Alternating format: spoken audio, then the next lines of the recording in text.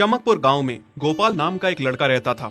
उसकी सौतेली माँ और बाप ने उसे घर से निकाल दिया था। उसकी सौतेली माँ ने सब कुछ अपने और अपने बच्चों के नाम पे कर रखा था और गोपाल को हिस्से के नाम पे 3 गायें दे रखी थीं। गोपाल पढ़ा लिखा तो बहुत था, पर नौकरी ना मिलने के कारण उसने सोच लिया था कि वो अब उन तीनों गायें की खूब देख रेख करके उनसे जो दूध मिलेगा उसे बेच के अपना कारोबार चलाएगा।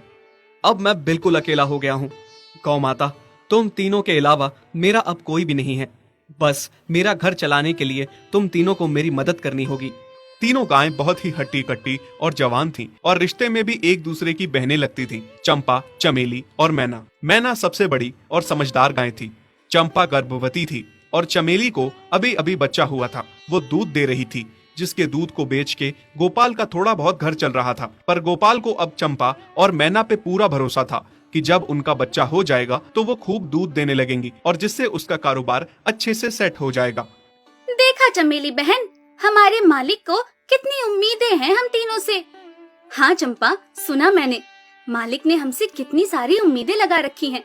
और उम्मीद रखे भी क्यों ना, कितना समय खर्च करते हैं मालिक हम पे और कितनी सेवा करते हैं हमारी, कितना खिलाते पिलाते हैं हमें।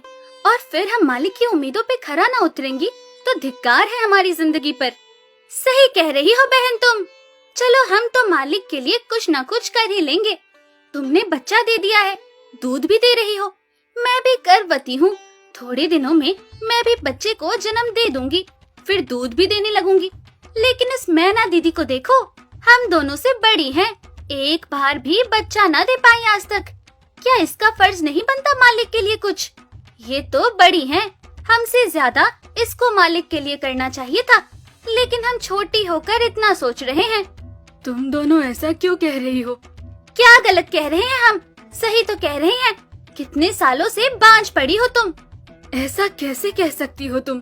बच्चा देना ना देना मेरे हाथ में थोड़े ना है।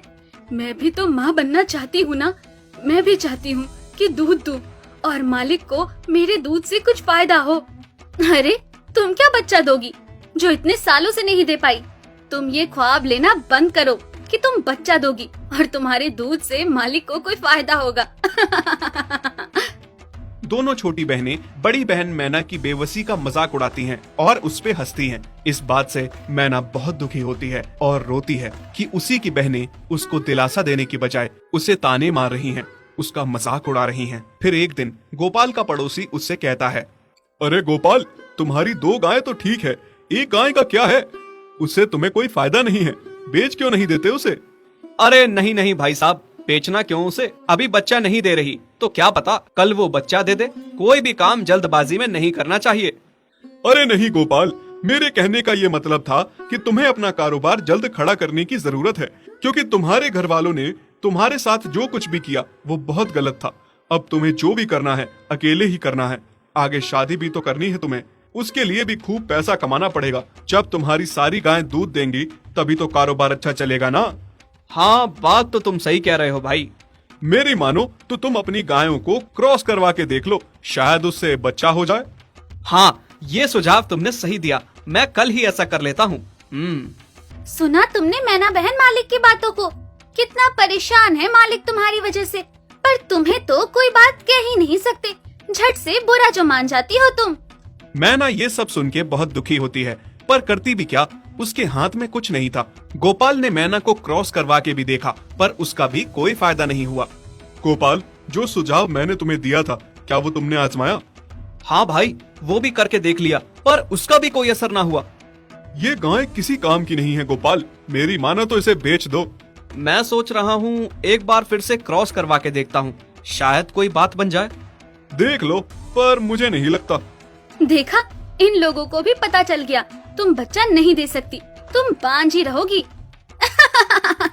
सही कह रही हो तुम दीदी, इतने जतन करने के बाद भी बच्चा नहीं हो रहा तो अब क्या होगा? गोपाल मैना को एक बार फिर से क्रॉस करवा लेता है। दोनों बहनें चंपा और चमेली मैना के बांझपन का मजाक उड़ाती हैं और उस पे खूब हंसती हैं। फिर एक दिन मैना चमेली के बच्चे के साथ खेल रही थी कि तभी चंपा देख लेती है। हाँ देख तो चमेली दीदी, ये मैना दीदी तेरे बच्चे के साथ क्या कर रही है? मुझे समझ में नहीं आ रहा, तू इस बांझ के साथ अपने बच्चे को कैसे छोड़ सकती है? जब मेरा बच्चा आ जाएगा